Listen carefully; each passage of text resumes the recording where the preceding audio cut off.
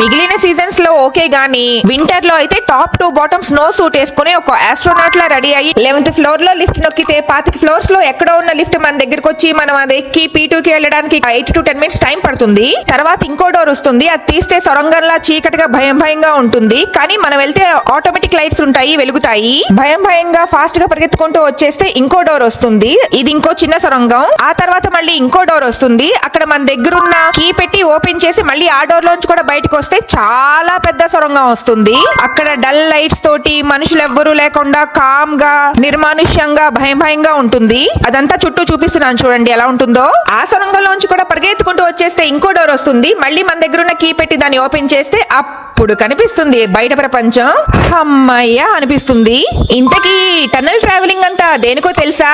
మా ఇంట్లో ఉన్న ట్రాష్ పడేయడానికండి. నిధిని దాచుకోవడానికి కూడా ఇన్ని డోర్స్ కీస్ ఉండవేమో కదా.